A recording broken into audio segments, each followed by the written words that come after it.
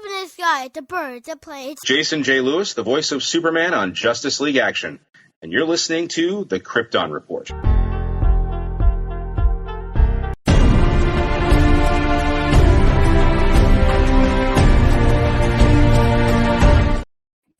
Welcome to the Krypton Report, the only podcast where you can find that Kryptonian princess, Allura. I am your host, Tyler, the Superman of Blue, and with me, as always, the man of steel himself, the Superman of Red, Mr. James Cole. Welcome, James. Yo, yo, yo. Good morning. Good morning. So I've been fighting this cold. I got my handy-dandy tea in this official Krypton Report mug. Nice. And Allura is on one this morning. Yeah. And just trying to feel better. So we're kind of we got some news to talk about, little bits, nothing grandiose, but just little things I've collected, and as well as we're going to do a double episode to kind of catch up. But let's kick some things off. First of all, I don't know what I want to start with, but we'll start with this. We have this has kind of been the symbol of the upcoming Superman, the all-in Superman here. The all-in absolute Superman. Yeah, I was trying to remember the word. I was like, absolute. And I'm interested. Some people are being negative. It's going to be a dark Superman. We'll kind of see, because it's supposed to be made with dark side energy. We know that from the story. The bat symbol is horrible. Well, from what I saw, yes, it's absolute. It's made from dark side energy, like that universe. But there still has to be a balance in that universe. You know what I mean? So, is it just a much darker, harsher world that this Superman is in, but he's still Superman? You know what I mean? Yeah. I'm guessing that's more like what we're thinking. I think people hear dark, and it doesn't matter if it's dark side, dark energy, whatever. Automatically you have to have evil dark Superman things, or something. You know what I mean? Probably expecting Batman to chop people's heads off with that thing, because I saw that it's actually able to be used as some sort of axe or weapon or something. Yeah. Hammer. Yeah. So I like this. They've got some interesting ideas. Yeah, I love the symbol, and I actually do like the color, the blue around it, the dull blue like that. This is what we talked about before. It's the Superman symbol, but it's just slightly variant enough that it gives this its own identity. I'm not sure about the suit with the gold, how it is. We'll see, for boots and wrists. Yeah, I wondered what that was around the boots and the forearms. So we got that. That was released. The symbol, I like how it's red all the way over. It doesn't have that little part behind the back of the S on this side. And it doesn't have the square or curvy round edges that make it. I think they did it that way to make it pop, to make it look more something, you know what I mean? It looks a little similar to the New 52 style, but not enough. I'm cool with it. It's still the Superman symbol. It's not what is this? But all right, news-wise, what else we got here? Chugging along. Oh, this is just beautiful. This upcoming cover from Dan Mora, where we're going to have some sort of doomsday story written by Mark Waid. So I believe is written by Mark Waid. I think. I could be wrong. Just did an interview with Mark Waid. It's on Joshua Williamson, right? Or it's something I can't remember, because it might be with that. I don't know. They're doing that shuffle. It could be a change, a shuffle. But he's been writing with Mark Waid on the Absolute Power story. So this is everything's going to kick off after Absolute Power is done. So we have Superman here, and then we have Superwoman, who they've already told us will be Lois Lane. So we'll figure how that works out. Because of course we need another superpowered figure, and part of the family. Because it very much looks like a Supergirl Flash costume. We did a whole we did a whole episode. We call it as DC All About Family. because like I've been catching up reading the Green Arrow books and how there's like the Green Arrow family is even bigger, the Flash family's bigger, the Super family, the Bat family, like everybody's got a family. But I just love Dan Moore's art, and this cover is gorgeous, and I'm interested to see Lois Lane with powers, because then Jania will love that. Yeah, that cover is gorgeous. And the last time we saw Doomsday was in that story where he was in hell. Yeah, where we got Superman from hell, Blood Rain, Blood Spawn, Bloodwind. Yeah, that sounds right. Could be. Yeah, but that was one of the last times we saw him. He was in one other story at one time since then, but it's so hard when you skip around like and you're like reading current, then you're reading back, and then you're like, wait, what's going on? Right. So one of those things that we kind of shoot ourselves in the foot with that. Let's see. This looks awesome. I saw this is coming from Funko. I need this for my Christmas collection. Absolutely. Match my Superman Exactly. Christmas Funko. Like I have my Superman Christmas Funko out year round, and like I have my I was putting it away with my Christmas stuff, then pulling it back out, but I want to get all the DC Funko Christmases and help display them throughout the house. Oh yeah, absolutely. The Funko that I got up there, I'm pretty sure is an ornament, so I think I'll be able to take it out of the box this year, and when the tree's up, it'll go up on the tree, and then when the tree comes down, it'll go back on the shelf, and that it will remain until next Christmas. Oh, let's see here. It is. I'm on Amazon right now because God bless the internet, and I'm going to see. Releases December 11th. Pre-order Supergirl Funko right now. Yeah, place my order. Thank you. It'll probably get delayed, and I'll get it by February. There you go. That's optimism for you. That's what happens with everything. Whatever happened to the 2-day shipping? Anyways, so we're going to bring this up real quick. Todd Phillips talking about Joker 3. That it will not be happening. I just want to put that up. That's good. Like, not everything needs a trilogy. And just, the movie's coming up. It could have been a one-off fantastic, movie. I mean, because it's a great movie. But if you want a movie to put you in a sour place, watch The Joker. But it's a great movie. Yeah, it's a good movie. If the second one is even pretty damn good, like it would probably be an awesome set of movies. Like it could have stood as one, and I'm just hoping 2 has enough of its own charm. And if they're like, that's all I got for this, and that's how it ends. Like, sure, perfect. Better go off on top than It was the first R-rated movie to cross $1 billion. I mean, come on, like it's crazy. It did all it needed to do. So, like I said, if we get a pretty darn good sequel out of it, like I don't expect it to keep rolling. It's not a slasher. Yeah, please don't. Keeping with the Joker is a thing, killer, but it is not a slasher franchise. That'd be interesting. But our first look at Jimmy Olsen, official Jimmy Olsen. James Gunn released that, so just thought we'd throw it there. The other day was Jimmy Olsen's appearance anniversary day.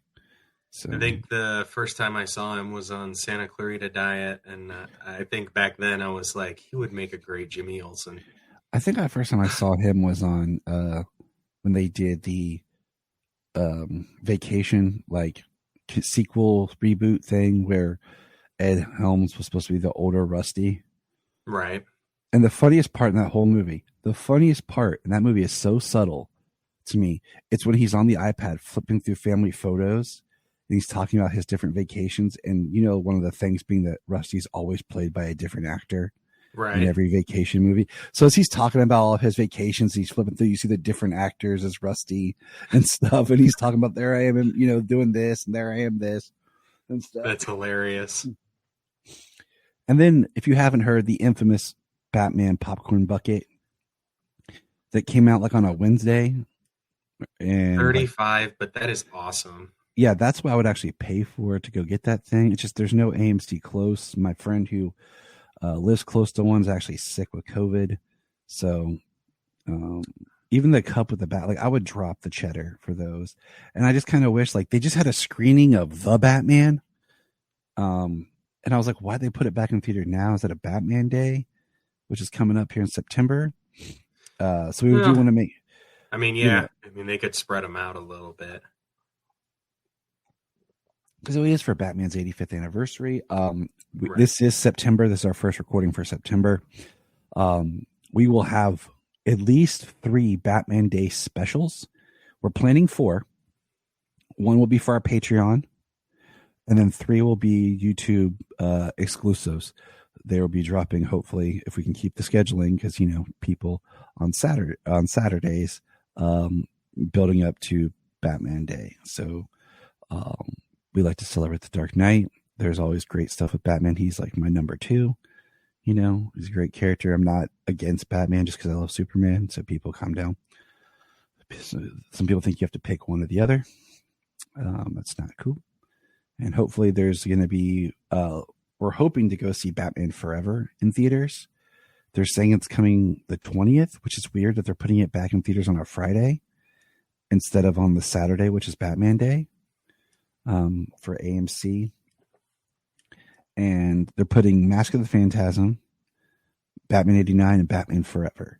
Well, we just decided we'll do Batman Forever because 2 years ago, Brian Solomon and I did Batman Returns, and Mask of the Phantasm. We did a triple feature in theaters. Nice. So I'm like, we just got to keep chugging along. Last year was the Nolans back in theaters, and they sold out fast. Tickets for those. So me and Brian, those are great big screen movies.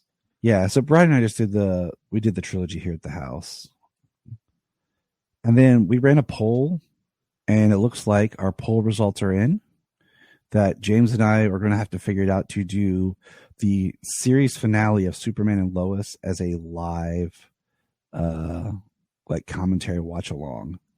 So we'll have to figure that out when it comes before the season premiere. No, I'm saying like the finale of the season 4. Like okay. So like gotcha. Since it hits on, it's gonna what? Because they moved the date for Superman and Lois. That was something I wanted to add. It's now been moved to October 7th. So I had to change some of our shifts around. I had to shuffle some stuff because, I had everything mapped out based on when they told us, things were dropping. And I thought I had it saved in here. Maybe I didn't. But yeah, the 2-hour premiere. And then it's going to be, October 7th is, I think, a Tuesday. Yeah, no, it's a Monday. And then I think it's going to air on Tuesdays or something like that. So we're going to figure it out as we go along on this final ride of Superman and Lois. It's going to be a good run. The other thing, I couldn't get the picture to come up for some reason, but McFarlane reissued the Ben Affleck Batman figure from The Flash, but they painted it with the blue grayscale that they ended up kind of trying to color it to in the movie compared to how we know when they filmed it, it was when it was filmed, it was black and gray, and then they tried to color it in post to make it blue.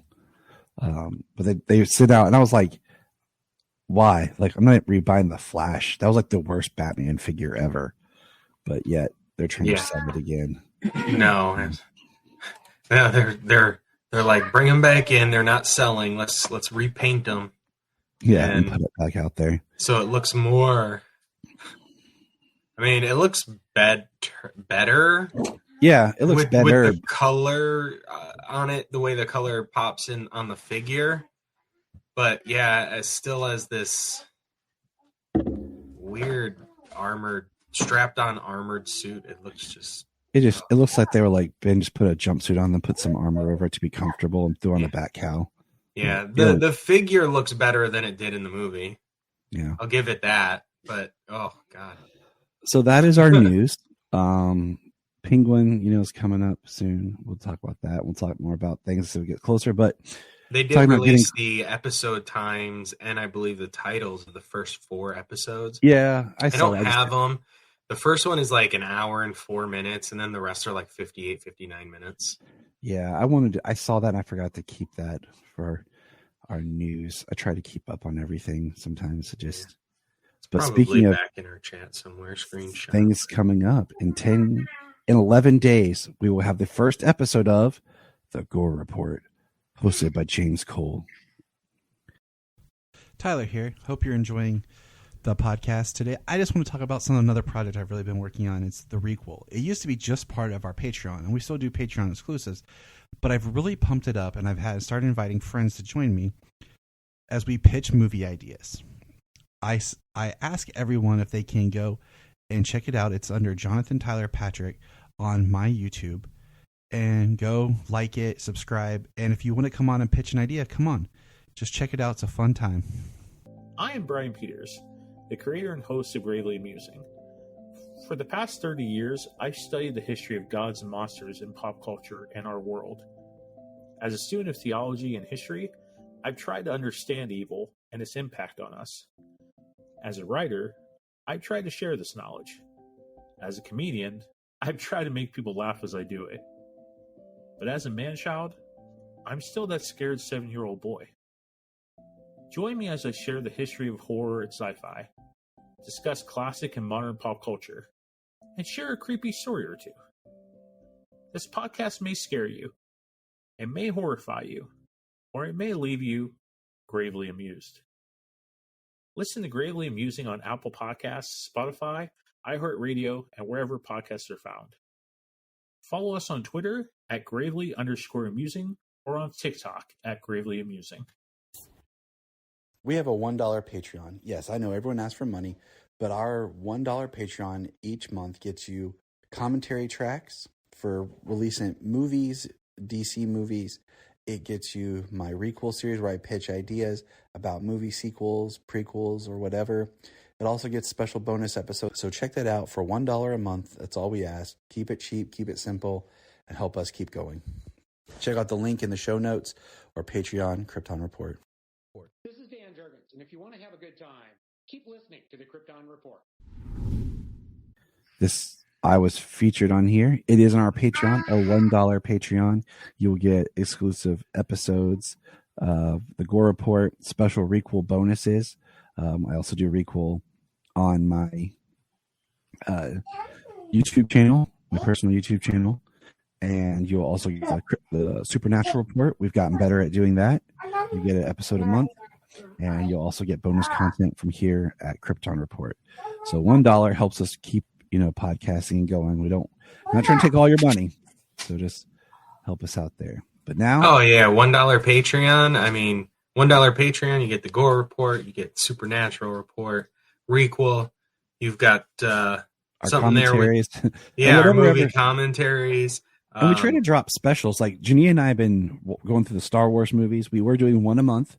We kind of missed August because of just family, personal reasons. Right. Everything was off. But we were going one a month doing commentaries on the Star Wars movies. Chania loves Star Wars.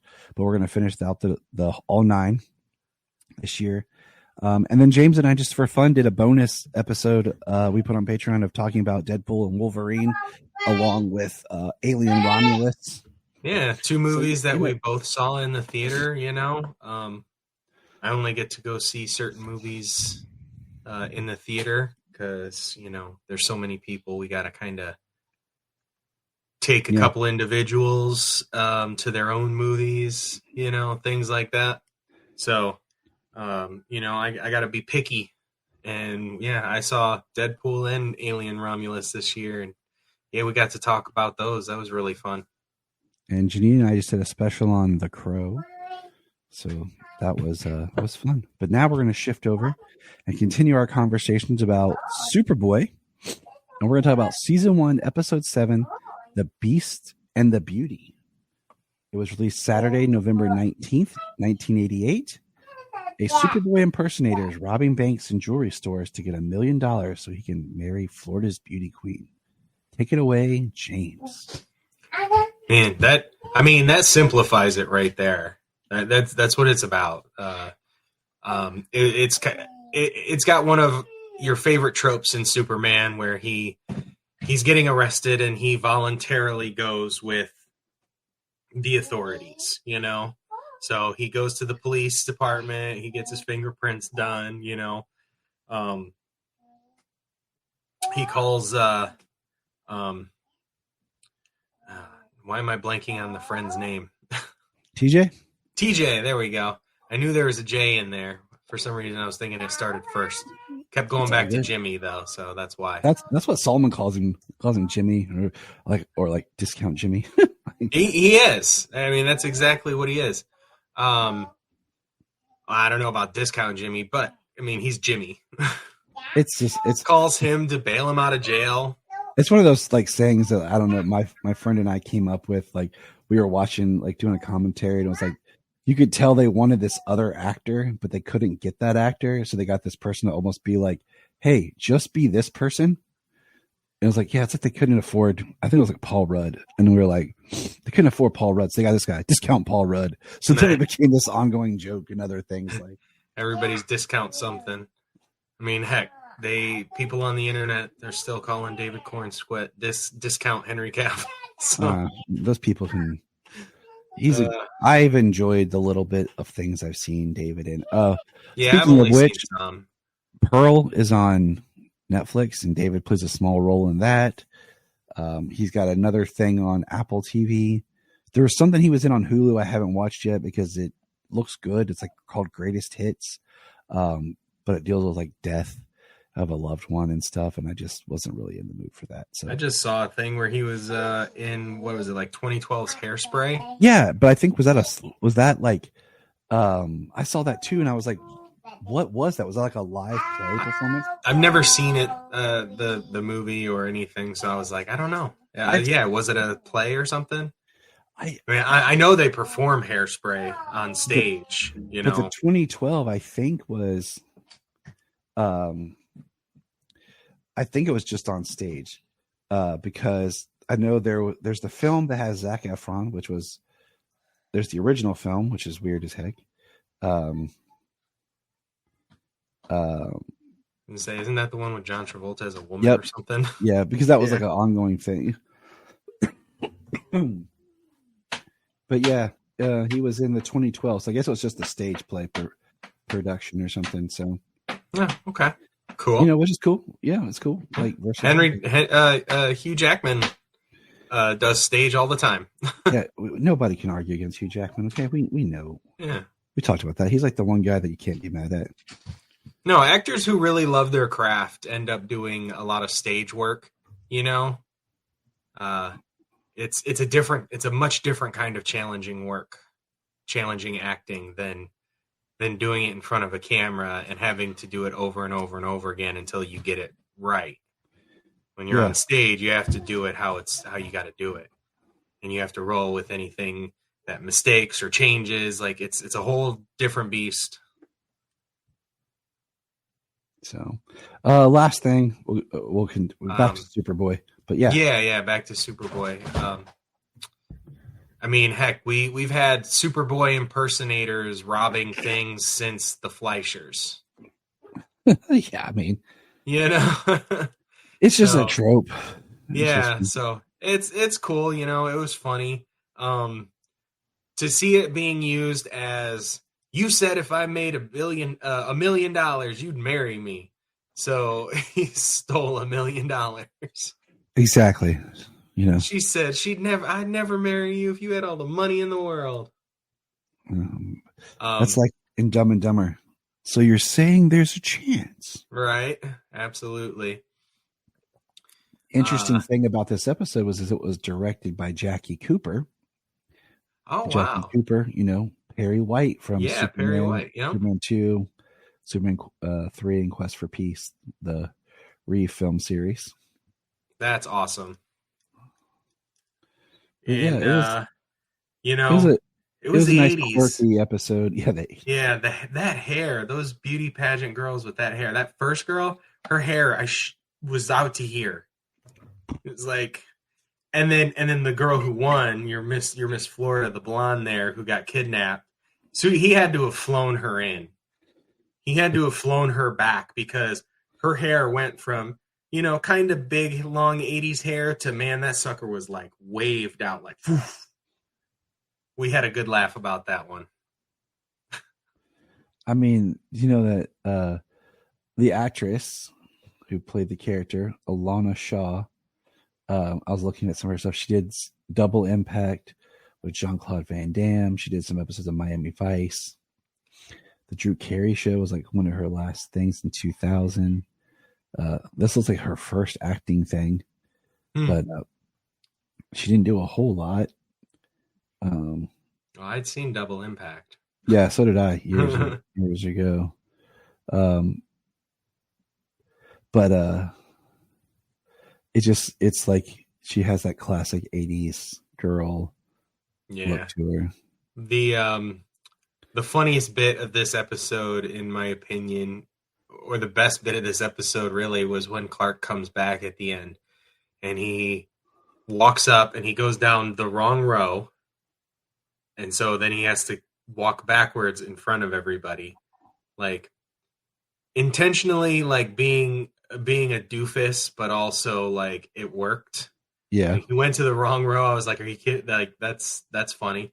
Then he goes back to the next row and then he falls on the lady and he's like, I'm so sorry. And she just gives him this look and she's like, anytime. And he just like bashfully goes like, okay.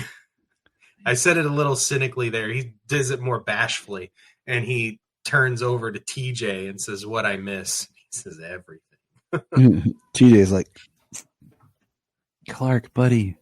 Yeah. Buddy Clark. Oh, gee golly. You missed everything as usual. As usual, Clark, where were you? Yep. He's like, Also, Tyler had gotten his. And also Yeah. mine now. Yes, sir. Hopefully getting to do some panels and stuff at some comic conventions. We're going to try to help raise more awareness and money for the Siegel and Schuster Tribute Plaza that they're working on, being part of the Siegel and Schuster Society, because you got to honor the legacy of the character. So, but yeah, that was Superboy. I watched it, but I was like in and out coughing, and I've been getting over being sick. So, of course, the kids are bothering me because they're like, Daddy, are you okay? Do you need something? I'm like, yeah. That episode of Superboy was one of the funner type episodes, where it's corny and campy, but you had a good time rolling with it, all the way to the end. James is like, rolling with the homies. And, speaking of, because, we didn't really speak of Lana in this episode, but interesting thing after watching that the other night, it just popped into my head, and we started watching Sequest DSV on Peacock, and Stacy is in Sequest DSV. I was like, oh yeah. That's funny just because it was an awesome little crossover. It's funny just because what do you call it? I know that's what you guys had to like fight my mom. What you were gonna watch, Sequest or Lois and Clark. She was like, I'm gonna watch Sequest, and I was like, no. And then Sequest got canceled, so that kind of fixed itself. Right. But all right, now we're gonna move on to we're gonna close out our Action Comics run with the New 52 Actions written by Grant Morrison. Now we're gonna try to talk about this as best we can because we have 2 volumes. Volume 2, Bulletproof, and Clark Kent is dead. When grave circumstances cause Superman to leave behind his alter ego, an unimpeded Man of Steel must face his deadliest foe to date, Nimrod the Hunter. Metropolis' newest threat has killed everything he's ever tracked, but he's never killed an alien. Will the red and blue Kryptonian be first? Legendary writer Grant Morrison continues his best-selling, critical acclaimed run on Superman Action Comics. This is Superman Action Comics number 9 through 12, number 0, and annual number 1. It's all in the trade. I made a statement in our chat, and I'm going to say it here, and people can argue with me, and that's fine. I think Grant Morrison is a great writer. I think sometimes he's a little too over the top that you can get lost in his stories. Because I got recently a chance to interview for the third time Mark Waid for Capes and Lunatics with our buddy Phil. That is, the live stream is on our YouTube and our Facebook. Of course, the audio is on Capes and Lunatics podcast. And I made the comment to Brian, our buddy Brian from Gravely Amusing, that I think Mark Waid's a better writer than Grant Morrison. And those might be fighting words, but yeah, that's just the truth, people. I just think that at times Grant makes great stories, but sometimes I get lost, and I feel like I come away having experienced a Mark Waid story much better. And there's Sayla with her new Scooby-Doo shirt, rocking it. You want to say hi? Say hi to James. Hi, James. Hello. Yeah. I'll get a music. You're good. You're good, Supergirl, Sayla. But all right, so I brought this up to kind of share with everybody because the first story out of this is what'd you say, Elseworld story? You know, it's the Calvin Ellis. A multiversal story. Yeah, there we go. Elseworld is what you would call it, I guess, because it's a different Earth. But yeah, and it's weird because like I like this, but it was just kind of weird, you know, because you're reading action, and we talked about how like sometimes in the collections you can get lost, but you're reading this story and you're like, oh, what is this? The Curse of Superman. So what did you think of this, James? Well, you know, honestly, reading them all back to back. So I read through this run before, Grant Morrison's action run, and I read through it before, and I'm pretty sure I read through it issue by issue on the DC Universe app when it first started. So I read through this story, but however long it would take to get through all of these issues in order, it jumps around a lot. So actually getting to read this run as 1, 2, and 3 volumes back to back, I really got to piece the story together better. So yeah, we do have this Elseworld story with Calvin Ellis here, and he meets a Lois and a Clark from another world and a dead, burnt body of Jimmy. And we get this basically a Tulpa version of the Superman. Yeah. A thought of a Superman brought to life, so intense that it's been brought to life. And that's what comes from their world. And Calvin Ellis, who is President Ellis on this Earth, and he's also Superman. He has his identity a secret. Brainiac is his computer, his control system that tells him everything going on Earth, as well as kind of plays robotic versions of himself to also have President Ellis present while Superman is present. Mm-hmm. So it was very interesting. We got to see some of the Justice League on his Earth, which was really cool. I mean, honestly, for just it ended up being a one-off story where, you know, part of it comes back. Yeah, part of it comes back later. It was interesting. I like Calvin Ellis, you know. I like different versions of Superman. I've always been I've always leaned into the Elseworld stories, you know. Self-contained stories, things like that, something that's not ongoing, that, you know, different people pick up and take and go with and take in different directions and stuff. I still love comics and everything, but I do love Elseworld story written by somebody that has a single story that that has a 'Cause- beginning, middle, and an end. Because you get the end, and that's Yeah. sometimes the problem that we have with comics. They're continuous. We talked about this a little bit, like crossovers, they don't stick the landing all the time. Sometimes it just feels like a little flat because they can't. All right. Well, that was also something that you guys talked about with Mark. Yeah. About crossovers in the past, like before you couldn't opt out. Now, if your story can fit in and you want to work together and within the story, it's kind of more of a let's opt in, let's build a story together, as opposed to kind of like just mandated, you have to put this in your story, as it were. So you should be able to tell better crossover type stories these days with that mindset.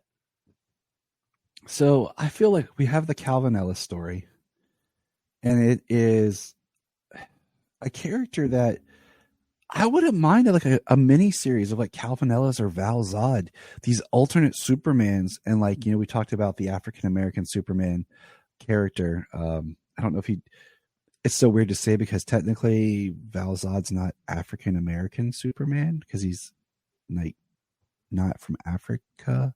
Yeah, right.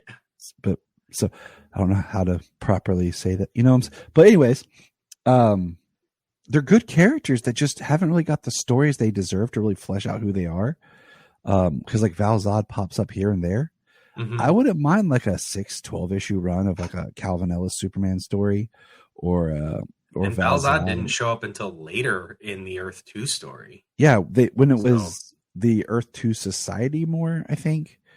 He was more in that. He showed up toward the end of Earth 2 when Earth 2 was being destroyed and devoured by Apocalypse.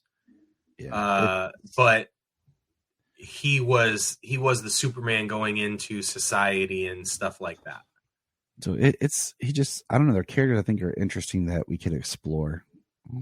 For sure. The last time I really remember seeing Calvin Ellis was it Justice League Incarnate, I believe, where they were going after a Darkseid.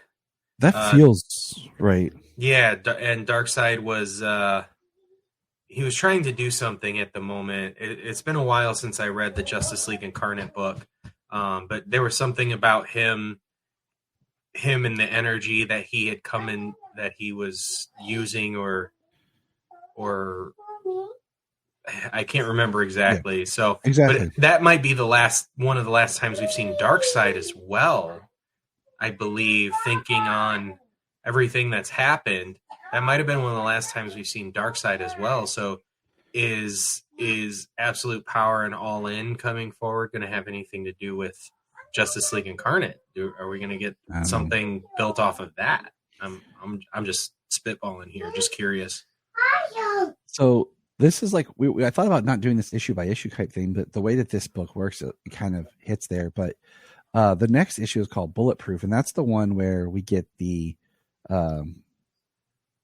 hunter who's coming after Clark Kent. It starts off where he's at the Kent family farm. He's talking to the farmer who's now living there with his family. And it's great because the farmer actually calls Clark and gives him a heads up. We see this really great shot of Clark rushing, and he grabs one of his t-shirts out of his locker, his Superman t-shirts. And it's interesting because now all of a sudden he's got his t-shirt back. And it's a red t-shirt. And that's what I mean by this story being put together. I'm sure it took me longer to read it issue by issue when I did the first run.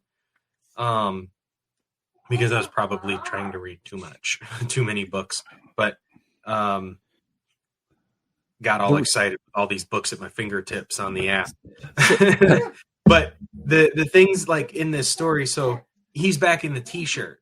This book, as we're gonna see, Vindictivix is attacking Clark at different times in his life. Okay, so the that's entire the reason story is built up with all of these stories that take place from the time he's younger to the time he's in the future, like working with the Legion and stuff.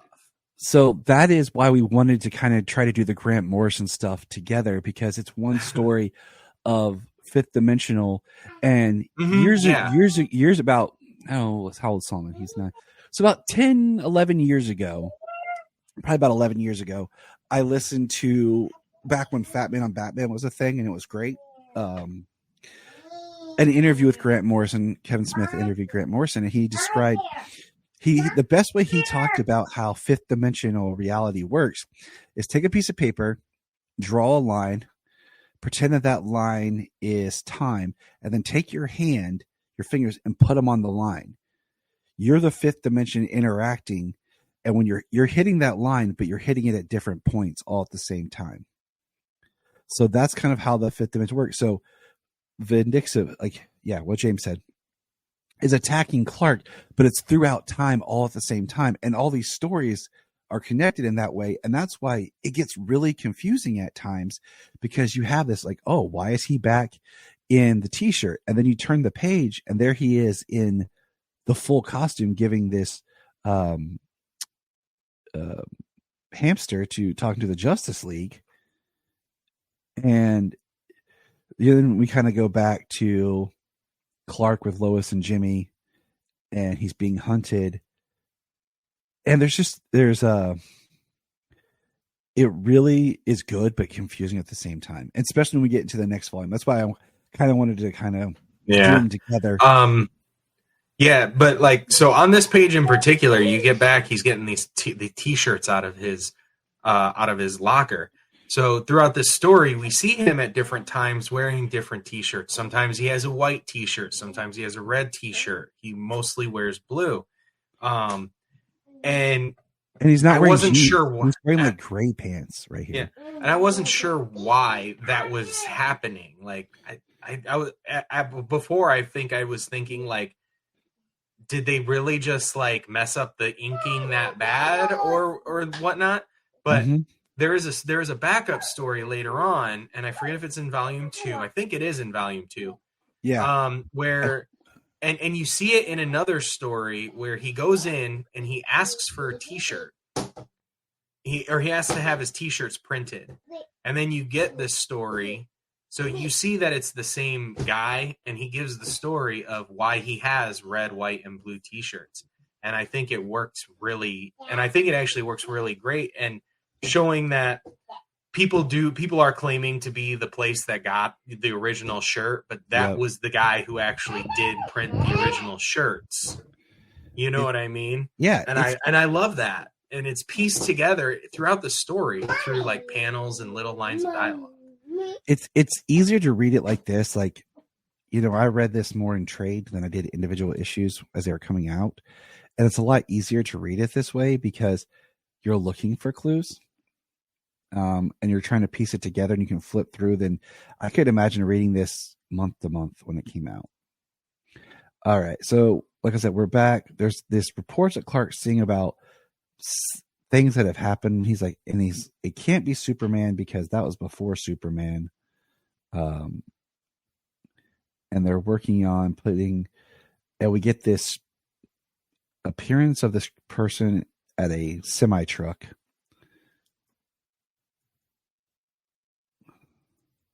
And my computer froze. And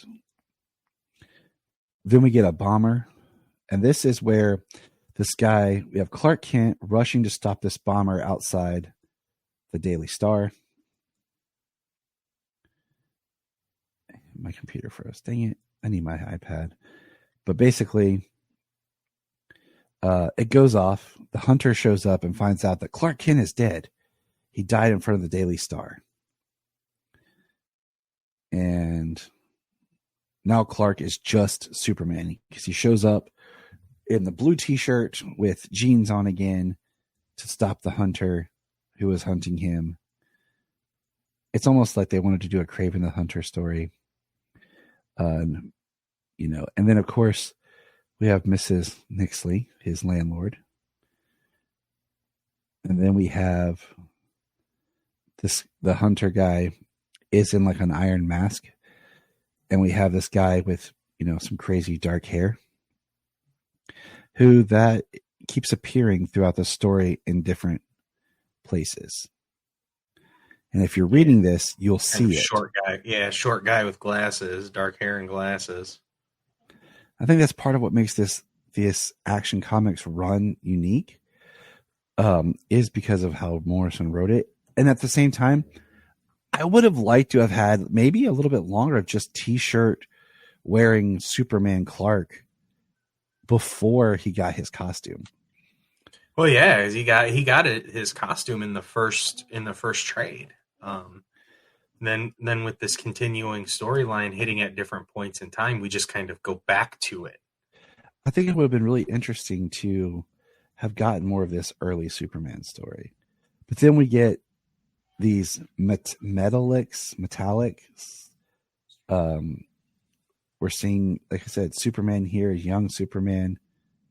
I love this look here. The blue t-shirt, the jeans cuffed up, and like Converse. Because that was basically me going to work every day. So I was like cosplaying every day to work. Superman t-shirt, jeans, and Converse. Got it. He's like, yeah, I'm going to work. I get to wear whatever I want. And I get to go to work in cosplay, but it looks like just regular clothes. Yeah, and that's how I'm going to send Solomon to school for Halloween, because their school does not allow them to wear costumes. So every year I kind of find a way around it. Kind of like last year he wore black pants, like gym pants, and a Venom t-shirt that was the the white symbol. And then he has a like toboggan, that face mask you can pull over that's Venom's. So like he could pull it over if it was cold out. And I'm like, there you go. There's your costume. Nice. You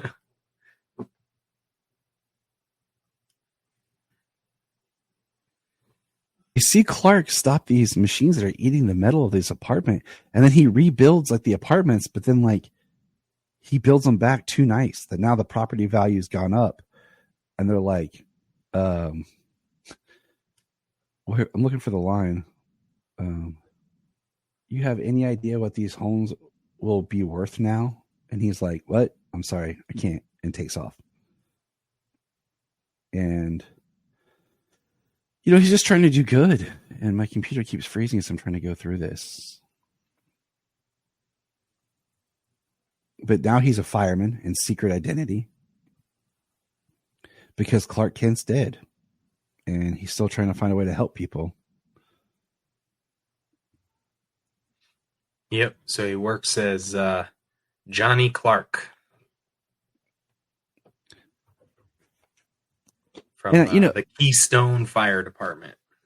And that's one thing about this is like they downplay the importance, I think, of the Kents and Clark as a person in these early New 52 Supermans, period.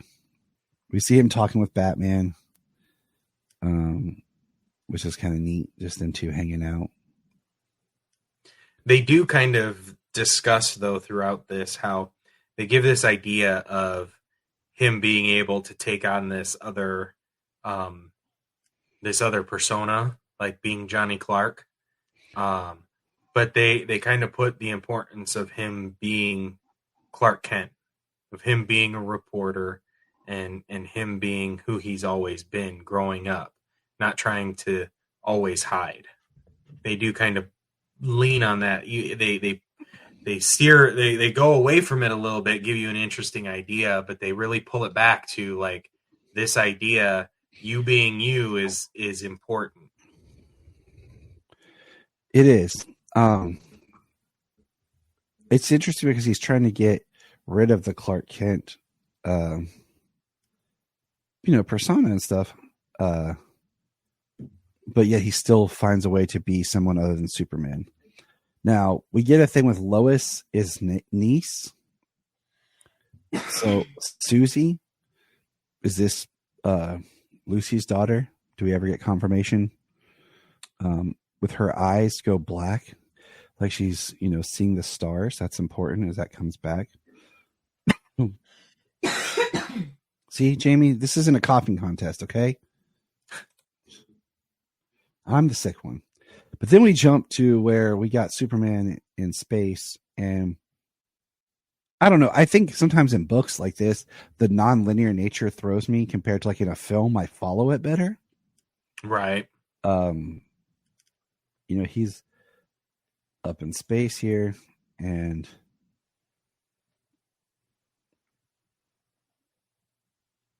I need to go grab my iPad in a minute. Hold on, I'm gonna grab my iPad. We're still far. We're back. I had to go get my iPad because the computer was. But we have this guy show up in Metropolis, and I'm looking for his name, because he's the one that supposedly was a pre-Superman they talked about, and he comes for what's her face, the niece, and we still have these Susie. Metalex. Is that how are you pronouncing it? Metalex? Metalex. Metalex. Because like there's on the next panel we have Johnny Clark here who's like, no, and there's Metalex. So, and I'm looking for this dude's name. I cannot remember it. Why can't I remember it? He talks about his history about Neo Sapiens born 100,000 years ahead of our time to prepare the way to inherit the earth. Yeah. He calls himself a Cometeer. That's his crew. That's the people he runs with.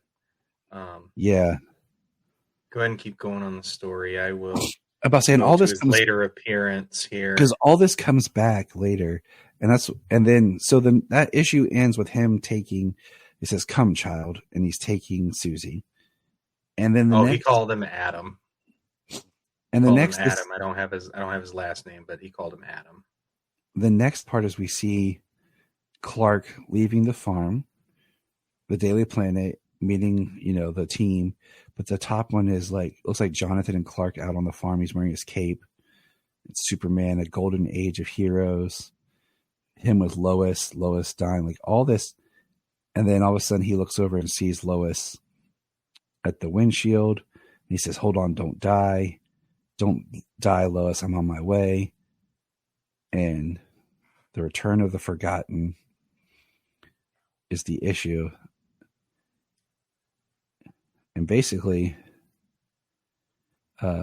Susie is connecting with this dude, and he tells his story about how he lands and was a baby, and he's basically like he said, Adam, like a proto. He was born, I guess. And even though we see the rocket, it's weird because we see his energy land in the back, but yet while this lady's giving birth. And then he has the eyes and talks about his power growing up, how I try to help people, but your consciousness can't separate from your body like mine can. Your hardware, your software is still all the same thing. I'm so sorry. I can only save you in my memory, Mom, but don't be scared. The Black Ghosts, the Kansas Strongman sightings. It was you, Adam Blake, the first Superman, the one no one remembers. What happened to you? And then we have the over-religious father kicking him out. And then, these alien things showing up. Yeah. The Ort kind. Yeah. And then somehow Johnny Clark's helmet is found. And Johnny Clark was killed he was vaporized. So there goes Johnny Clark. So now Adam and Superman battle. And then we have Susie on Superman's side because Adam hurt Aunt Lois. But the coolest part of this is when Superman takes Lois to the hospital for surgery. And they're like, "I'm afraid she has serious internal injuries. The operation could take hours. That's more time than she has." "I understand, doctor. Leave this to me. Where's the library?" And then we see him in the library. He comes back. "I've just read every medical tech published. It's now or never. The x-rays are right here, Superman." "I'm fine, Dr. Slum. I have natural x-ray vision." "Scalpel? I won't need one of those either. My thumbnail is harder than a diamond. All I need is your expert guidance. Stop the internal bleeding. Reinflate her lung. Vaporize the embedded metal fragment. Clean the wound." And then they're watching this is unbelievable. 10 years of medical training in 5 minutes. Incredibly. There's barely a scar. Sealed and cauterized. safe Lois Lane. Hmm. It's the Yeah. And then we find out that the Keystone Fire Department only had one Johnny Clark on their team, and according to this, he died in a blaze 3 years ago. And then Batman delivers Clark a thumb drive, because thumb drives are awesome. And then we're back to Mrs. And Nixley. it's a personalized thumb drive. And then we have Miss Nixley again. He's trying to say, Superman saved me, but I pretended to be dead. And she said, no one will ever believe that. Your friends will have grieved in vain, then they'll have forgiven you. And this is where we start to learn of who she really is. And it's not revealed right here, but basically everything you ever loved is so much danger. There's a chance there's a chance. The jaws of the Lord Vindex have closed around you, but there's still hope. It's really easier if I show you. Yeah, she tells him her name, Nixley Gispitolins. Yeah. So it's interesting. And he's called her Miss Nixley. And so this was before we had Nixley on Supergirl. But I think it's a similar character from the fifth dimension. Yeah. It's basically kind of is the same character as we... Is this the character that Mr. Mixospitalik has in Superman the Animated Series? Is that a version of Nixley, you think? I think so. That's funny. I think just because we're watching the Superman animated series, it had struck a chord, because in this story, she's Mixus Spitalik's lover from the fifth dimension, from Zerf. I'm trying to... What do you call it?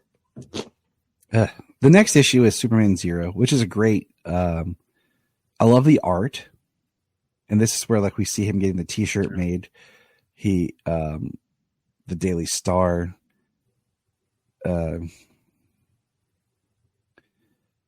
we see him and Jimmy, together. And it's really like his intro, and this is where he gets knocked down and he loses his cape because a boy takes it. It's the boy who stole Superman's cape. And it's a great story. We see Jimmy struggling to get a good picture. We see the boys wearing the cape. And he goes and he punches his abusive, I guess it's his mom's abusive boyfriend. But because he punches with the cape, it makes his power much more stronger. We do get a little Mystic Mr. Plex, like a poster hanging up.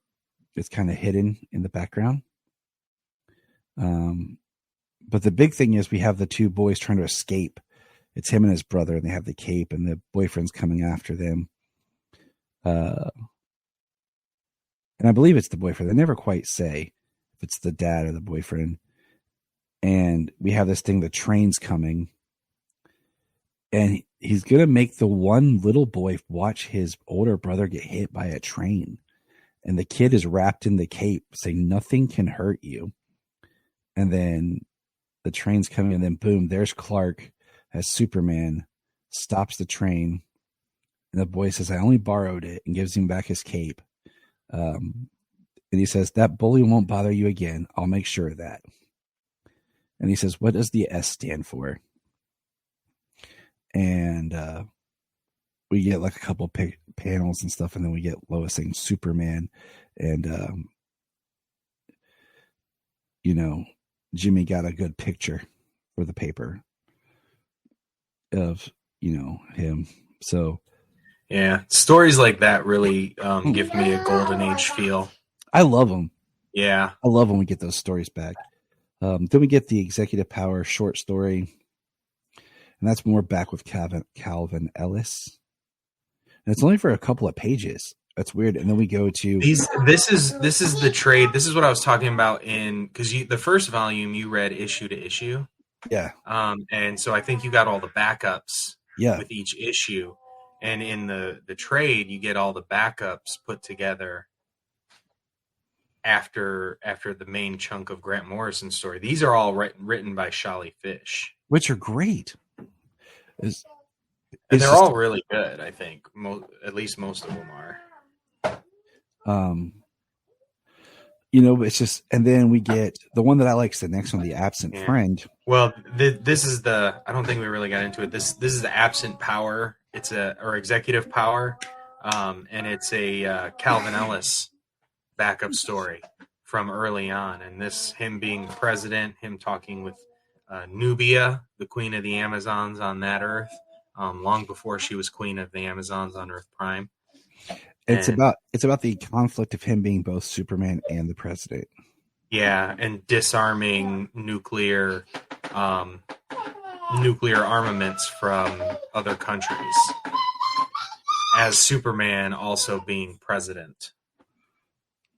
Yeah, so that's a really good story.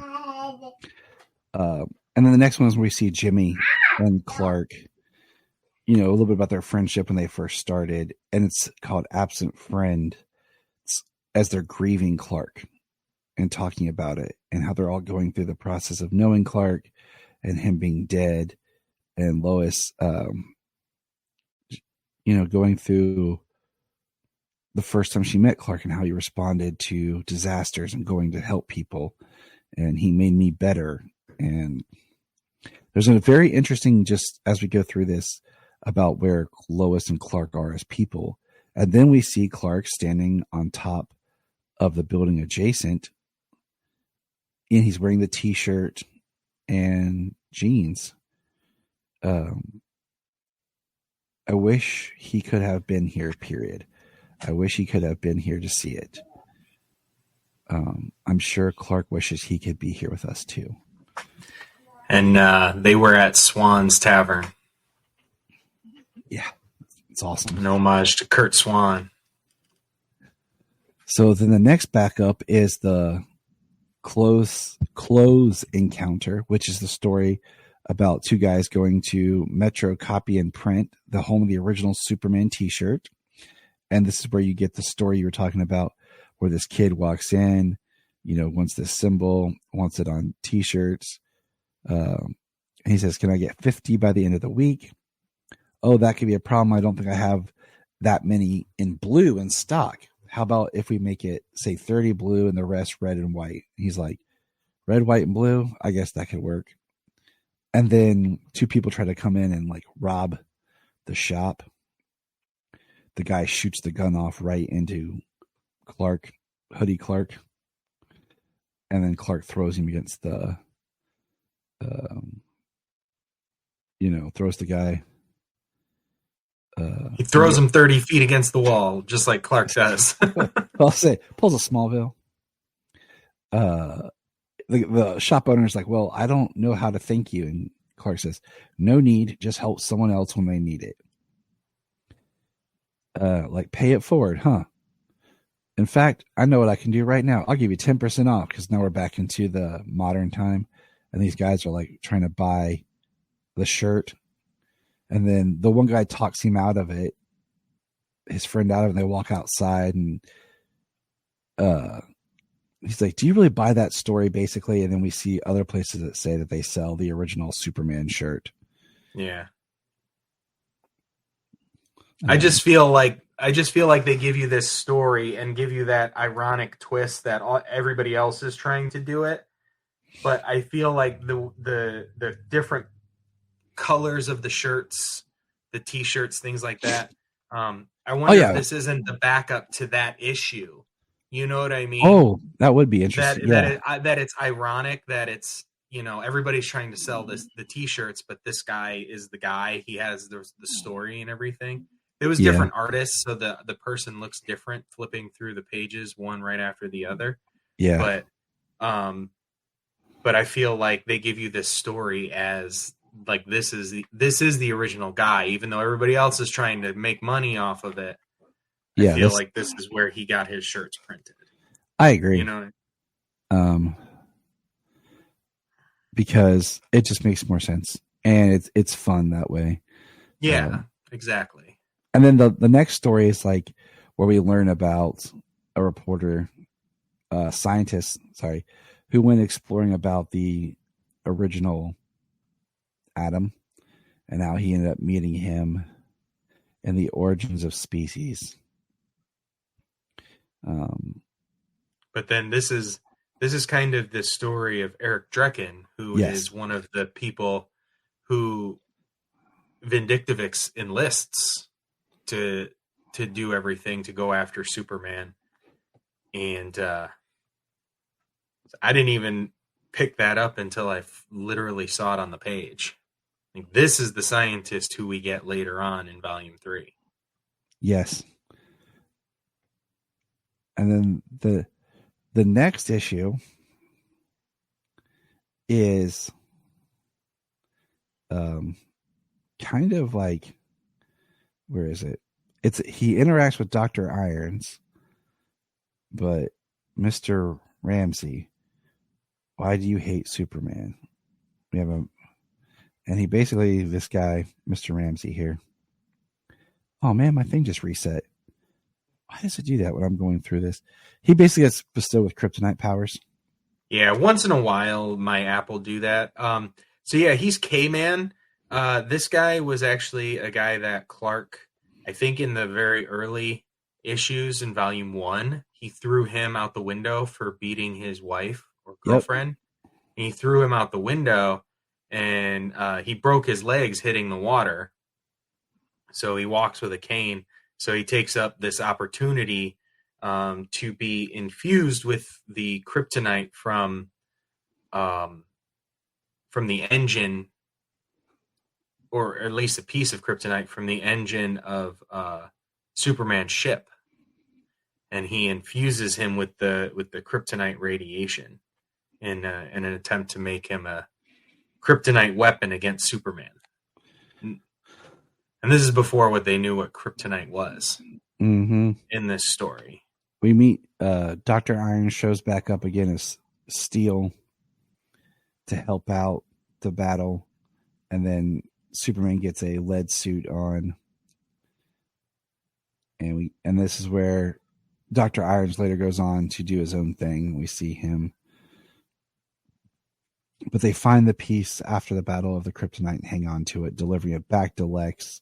But we learn how Lex was able to get his own piece with a sleight of hand. And of course, Sam Lane's around to help each other out to stop Superman. Because, that's what Sam Lane does. And then we get another story, which is, the font is weird. Ankelhella. I can't read it. It's written by Max Landis. He was on a high there for a while, but it's this guy on an island who was exposed to some radiation. Yeah, it is a radiation accident in a Star Labs experimental sub. We see everything we see him on an island, and he's eating fruit, and then a jaguar comes and he opens his mouth and annihilates the jaguar. And then he starts just basically screaming and remembering stuff, and then pulls off his own face. And I guess it's kind of like the atomic skull. That's what I thought. That's where I came at it. And it was just a very short, interesting story. And I almost wish I wonder if they did put out a print like we've talked about before with these, where they'll do an absolute. I almost wish if they would do a big volume like we did with Doomed, and we could read the entire Grant Morrison run as one thick chronological trade. Mm. All right, so now we're going to do volume 3. And just a kind of a summary of volume 3, because let's see. 5 years ago, Clark moved to Metropolis alone, but hopeful. He donned a Superman t-shirt lined with a giant S, began one of his greatest heroes career. Superman has grown with the city around him, and though he is feared by the public, there's no doubt they need him to protect them from the universe's gravest threat. But when the multiverse sends its deadliest villain against the Man of Steel, can he even turn them back? That's the summary on the app, but gosh, that is not like, because this is where we really get into Fifth Dimension. And man, this is where I learned that I am just not a Fifth Dimensional fan. Yeah. The backups, though, are great, but we're going to try to do this. Like you said before, like if you were trying to read this month to month as the issues would come out, like that, I feel like this would be difficult to read. It is but as reading it as a trade, I really liked it put together. So this is where we're going to get most of the understanding of the story. And I will say that I probably enjoyed Trade 3 better than Trade 2. Just because it all started to make more sense. This is really where it started to build up. You got Vindictivix in Trade 2. He was that little guy, and he was in every story. And he made a deal with a couple of people there, or at least showed up to a couple of people there. Because the only person he showed up to in the first one, I believe, was Glenn Morgan. Yeah. Then he showed up to a couple of people. Was he the bartender? In this one, he was. Yes, he was. In this one, you get to see him. This is where you see him showing up to people like Zadu and K-Man and a couple of others. But this is where they ultimately come together. So let's talk about Zadu real quick here, because he's in the first story. He's the first prisoner of the Phantom Zone. The first prisoner of the Phantom Zone. Yes, imprisoned by Jor-El and the Council of Krypton. Good job, Jor-El. But so we see his story of him getting imprisoned. Jor-El is like the MCU Tony Stark of Superman's world. I mean, Jor-El definitely has a different, like, full take on here. But we see his story, as Clark is in the fortress. It's called Ghosts in the Fortress of Solitude. And he's basically trying to escape. And Clark gets pulled in. And there's all kinds of other people that are in there as well. But the greatest person that's in there ever is... Who is it, James? In this story, I believe it is the Phantom Stranger. Yes. Oh, alongside Crypto, the wolf dog. The Kryptonian Guard Hound, I think, is what they called it. Krypton Guard Hound. Yeah, he's awesome. Like the way they do him in this is sweet. Oh yeah. And this is one of those little things too that you get like a tiny mention early on in like the first trade, and then you get a couple of stories here, this story and a backup that really flesh it out. Yeah. So the Phantom Stranger, of course, was a big deal for Dan DiDio at this time, and he never really got to finish it out of who he is and his whole story. There's a one line in here that kind of alludes to something, but I'm looking for it. I'm pretty sure it's in this one, but yeah, a foolish man who walks an endless road, a man who took the silver and betrayed the gold.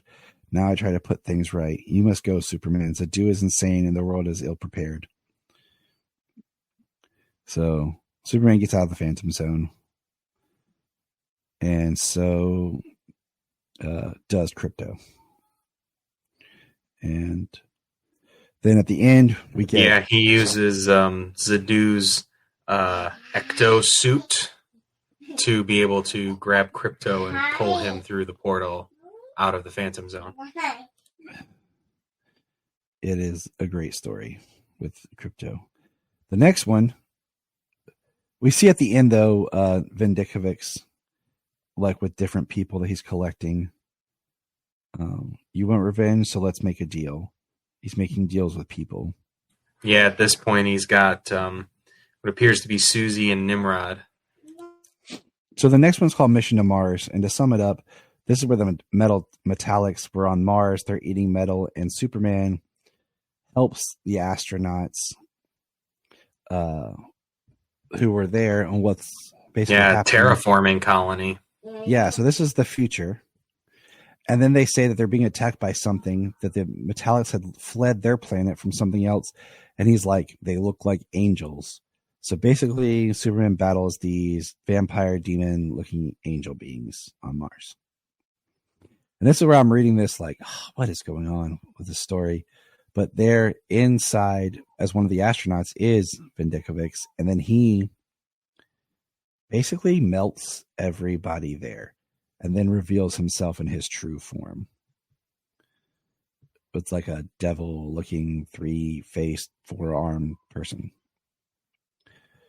But then we get into the next story. Now, this is where it gets even more interesting if you look at this compared to what we learned later in Doomsday Clock. But gotta love stories. But we see Clark's getting ready for his prom, his senior prom with Lana. And there is, we'll just call him Vinny. I'm going to call him Vinny. Vinny getting his truck helped by Pa Kent. That works. I like that, Vinny. Vindictivix. Yeah, I'm so like stuffed up. I'm like, I can't talk. And then we cut back and it's Nixley talking to Superman, but it's like in the future because he's got his full costume. And then she talks about wanting to take his white t-shirt as a souvenir, and she's telling him the story. And then it jumps to a battle in the future where we see the Hunter, we see the Metallics, and we see Susie. And then we're back to Clark on the roof with Nixley. And this is where she really opens up and starts talking about the story about Mixer and Mrs. Petalik versus Vinny, Mixie and Vinny. How the king could never laugh, and how Mixie pulled out, this universe and wowed everyone. And the princess, which is her, fell in love with Mixie. And then we learned that fifth dimensional words come out like thunder because Clark's ear is bleeding. But how Vinny was angry. So yeah, that was pretty cool. Vinny wanted revenge. And Superman says, how do I get involved? And she's like, you were Mixie's favorite. Trick and the Kings, the one who tricked back. You outsmarted Mixie every time. And this is where she says, he says, I don't remember outsmarting anyone called Mixie. And she says, you will. For me, it was the past. For you, it's the future and still to come. And then we're seeing, Clark battling that battle. And we're getting more of the story of how Vinny's attacks and everything backfired and actually killed the king. And then he tried to blame it on Mixie. And then we get to Clark dancing with Lana, who's redheaded. Just want to throw that out there. Comics, great. Redheaded Lana. And right before he goes to kiss her, the police show up. And he says, it's Ma and Pa. And that's when they had the car wreck with their car that was damaged, that failed, and they hit a tree. Nixie talks about how she escaped to Earth, the fourth dimension, our dimension, and basically took on the form of a baby and was born.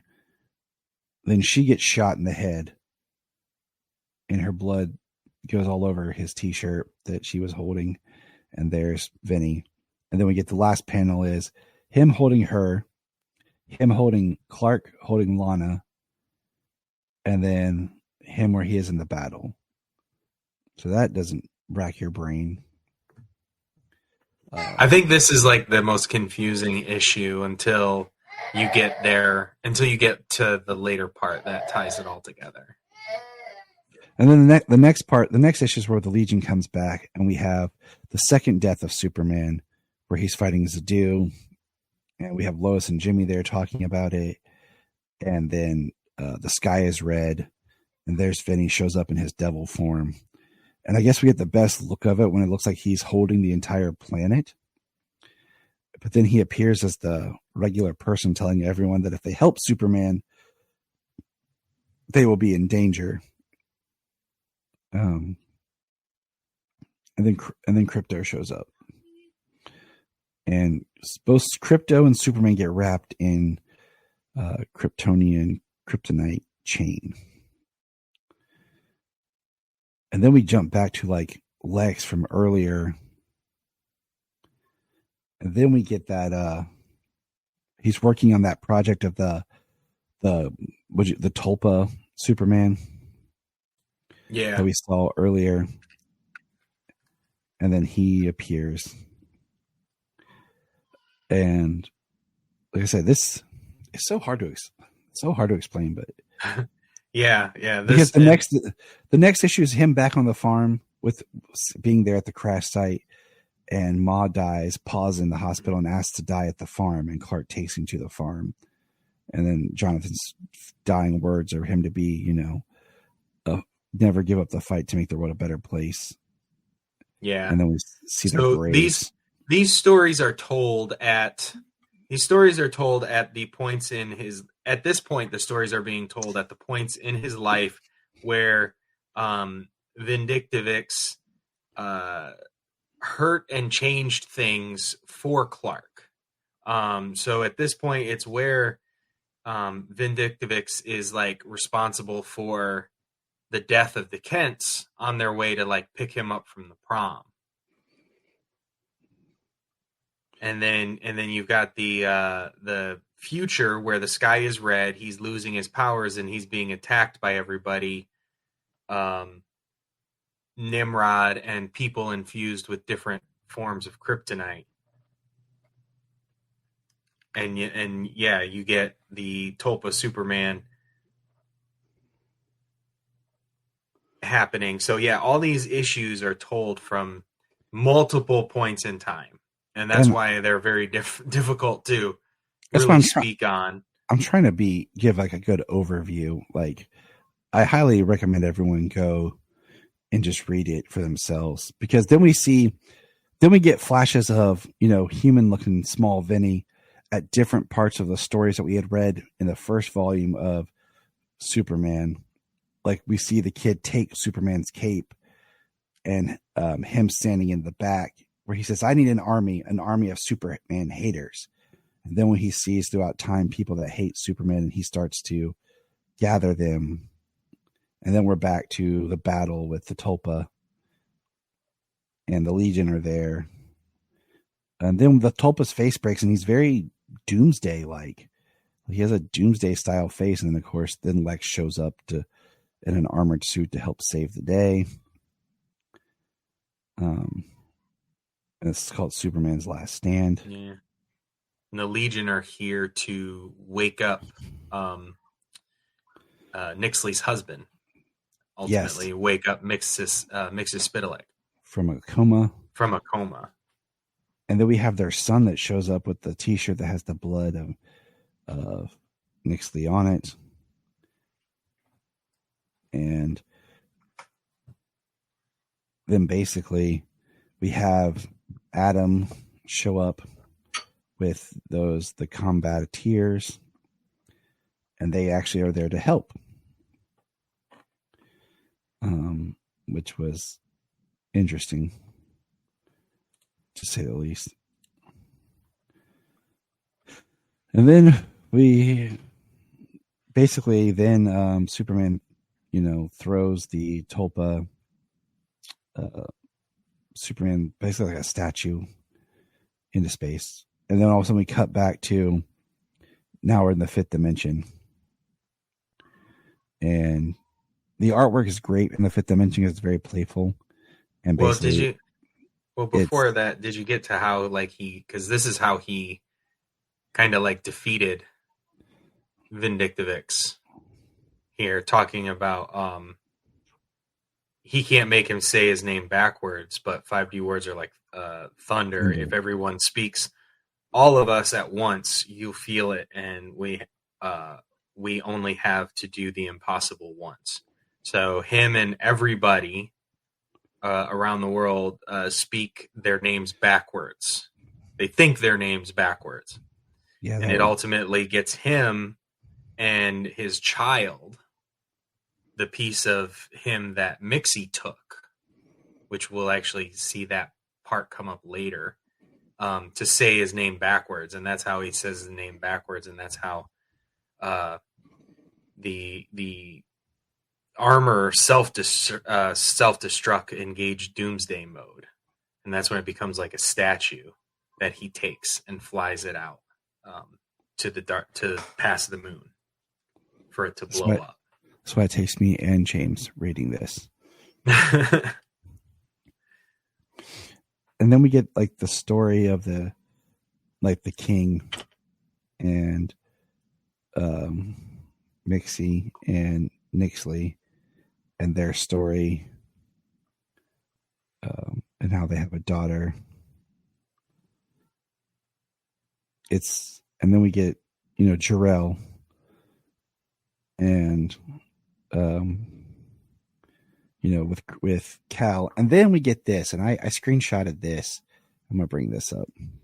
Let me see. Because this is like this panel always, when I reread this, threw me, because there's the red and there's the blue, and we're dealing with the fifth dimension, which I'm like, that's like a hardcore pretty much foreshadow of what we get in Rebirth with where Mixie, he's battling Mixie again and puts the two energies back together.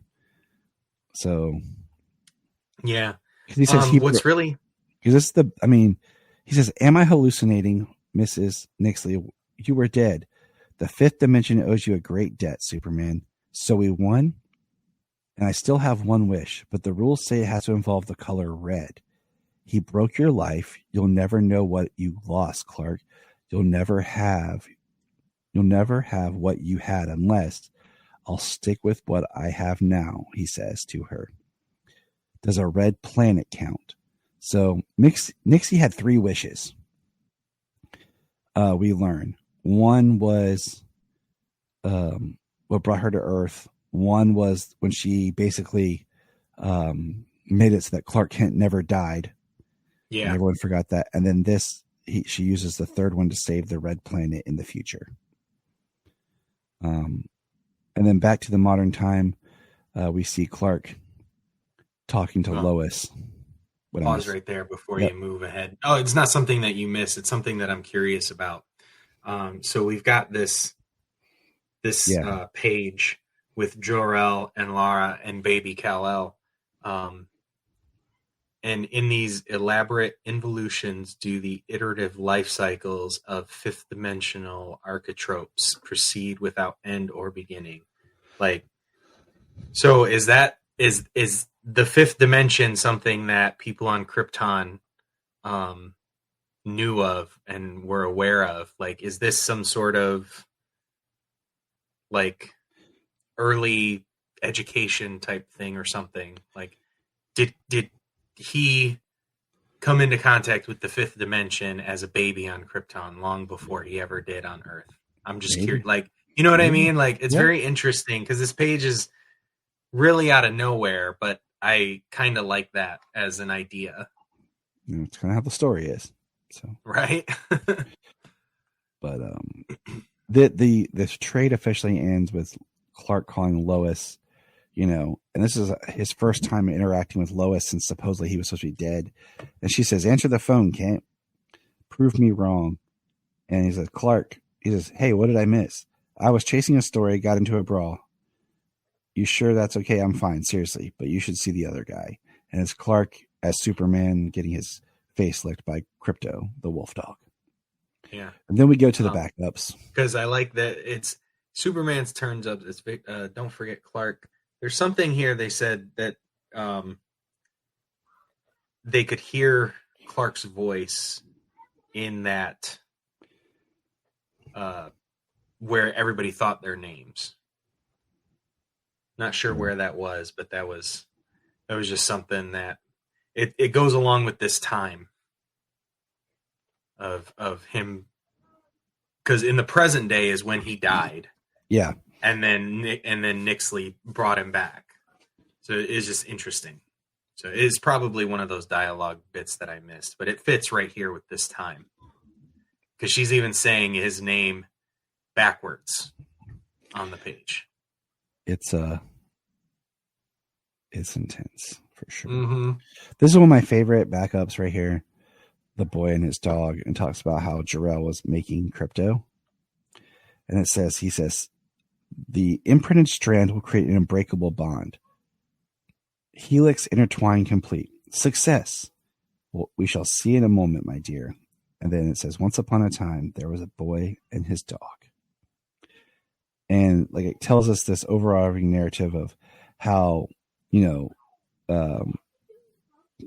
what's his face was trying to escape from the Phantom Zone, and Crypto jumped in, saved Clark, and got pulled into the Phantom Zone. But then we see like all the, like him escaping Krypton and everything, and how the ghost, the Phantom of Crypto, has always been with him. Shows Crypto there at the Kent's graves. Yeah, this is part of the story we saw earlier where Zadu fought and Crypto saved everybody and got pulled into the Phantom Zone. And yeah, Crypto follows Kal-El across the stars to Earth, and he's always by his side, even in the Phantom Zone. And the best, like we see him leaving the Kent farm, moving into his apartment. And then the best is when a homeless guy walks by. It's like, there's a ghost watching over you. There's a white dog. And then Clark just looks at the guy, and we see Crypto looking like, I almost wish that's a panel from like the first volume. Yeah, exactly. But it's what's so great about how the story works if you read it all together. I almost wish that homeless dude was like Constantine or something. But it says, as the boy grew, embarking on the adventures the boys would have, the dog was always by his side, doing his best. And then we see Clark like sleeping, and there's Crypto right next to him. So I like that one. The next one, Starlight, Starbright, you can do that one. So this one here, we've got Superman's fighting with the Justice League and against an alien army out to dominate the world with a lethal arsenal of extra-dimensional weapons. I just like that with Cyborg saying that. But they send Superman flies off. He goes to a Natural History's Hayden Planetarium. He goes here every day, every 382 days, I believe was the number, for a certain cycle, and they are using all of the telescopes, 100 telescopes positioned to collect data, so that way, theoretically, with Superman, he can piece together the image of Krypton from there. And at this point in time, 27 light years, which would be 27 years later, he is there and sees Krypton on the eve of its destruction. So he actually sees Krypton die. So the idea of light just reaching Earth from 27 light years away, he sees the moment that Krypton explodes. It's intense. Yeah. It's a really cool story, I think. It is. And they have Neil deGrasse Tyson in the story. He's in the book. So that was pretty cool, just kind of like pulling the real world into it a little bit. It says the planet Krypton has been gone for years, but as for Superman is concerned, tonight is the night Krypton died. Yep. The next one is for my next trick, and that is really where we get the biggest story about Mr. Mxyzptlk falling in love with who would be Nixley. Her name's a lot longer. I'm not even going to attempt it. But then when Vinny attacks, how they escape. There was a 3-dimensional couple who lived an ordinary life. They stayed connected even when it felt like they were worlds apart. They made a home. They went to work. And though they knew nothing lasts forever, they supported each other in sickness and in health. Until finally, in time, Once there was a baby made of music, clearly strong melody of pure joy. And he says, my greatest trick of all. Once there was a princess aged by regret and sorrow. And like we see kind of pictures of like their fifth dimension and then their life on the 2-dimension or 3-dimension. Legion of Superheroes issue. It was okay. I don't know. So the Legion of Superheroes, what they were doing in this story was they were trying to prevent somebody called Universo from coming into power. And this is the story of when, I think, Universo ended up coming into power. Not exactly sure how it connects or plays out within the New 52 or anything. But I believe this is the story of how Universo ultimately comes into power. They save him. They save his life. They rescue him. When a Naltorian, Nia Nal's peoples, has a vision of the future and says that he's going to destroy everything. And they save his life.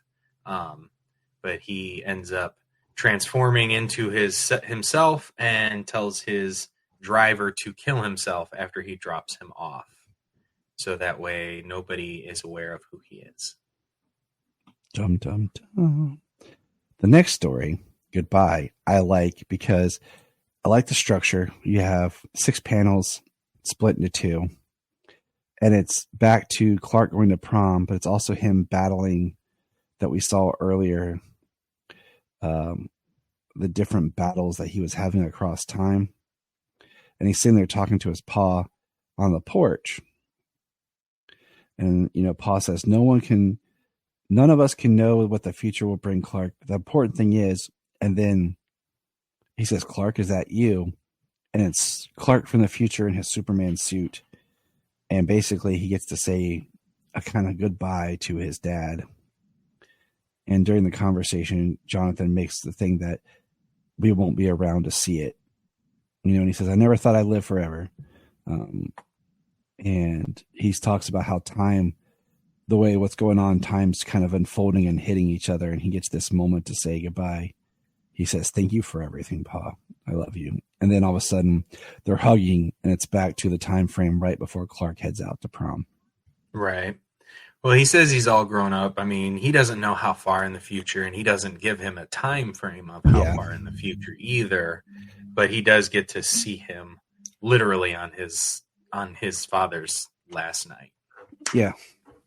And then what he didn't get to say goodbye because that's when he died. The next one is called Never Ending Battle, and I love this one. Very few words, but it's all pictures. They're in the Noah D. Random Museum of our Terran Heritage. And we see the museum, and we see a statue of Martin Luther King, a Buddha, and we have these different, like, alien school kids, and they throw this one kid down. This dude's wearing this shirt that looks almost like a W symbol on it. Yeah. And then the other kids, look at him, and they're kind of like heads down as they're bullying this one kid. And this green child, we see, he walks to the side. He goes in and he activates the Superman wing. And it has all these great quotes of like, faster than a speeding bullet, Dune Planet, look up in the sky. And he's walking through and it's telling his story. And we just see these like glimpses of stories that we've seen of like Man of Steel, Man of Tomorrow, Last Son of Krypton. Try again, Doc. Ha-la, Kal-El. More powerful than a pounding surf. You've got me. Who's got you? Long live the Legion. It tickles. Kneel. And then the other kids come walking through and they're seeing the story. And then there are too many innocents in jeopardy right now. It's up to me. And you see the kid with the green holding his head up high comes walking out and stands in front of that bully. And then the other kids come out too and are all standing there and staring the bully down. And then he walks off. And the green kid, walks back in and it says, fighting a never-ending battle for truth, justice, and the American way. But then the statue of Superman kind of like winks at him. Yeah, right.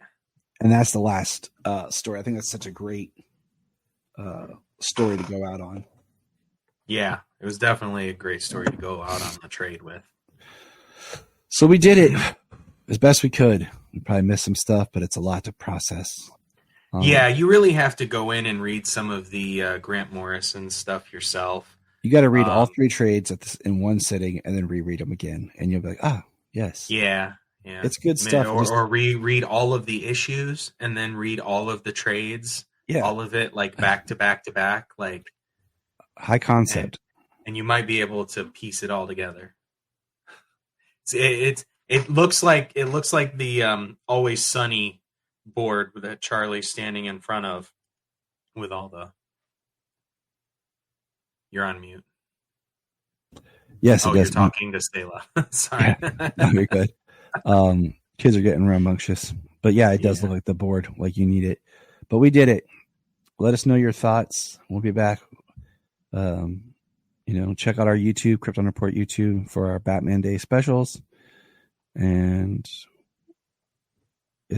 have a beautiful day as James and I go about. Oh, look at Solomon dressed to impress with that Superman shirt. Yeah. Nice. Good job, Solomon. Way to get dressed like a good kid. Yeah. All right. Take care. Remember, look up in the sky. We want to thank you for checking out the Krypton Report podcast, and we ask you to check us out on all of our social media, on Twitter X, Facebook, Instagram, Blue Sky, Hive, Threads, YouTube. We're everywhere. And if you want to be a guest on the podcast, just send us a message and let us know. If you are like Tyler and James and can't get enough super talk, check out these other podcasts. Digging for Kryptonite, Supergirl Radio, The Last Sons of Krypton, the Superboy Legacy Podcast, All-Star Superfans, Superman the Animated Podcast, The Aspiring Kryptonians, Always Hold On to Smallville, The Geek of Steel, and Truth, Justice, and Hope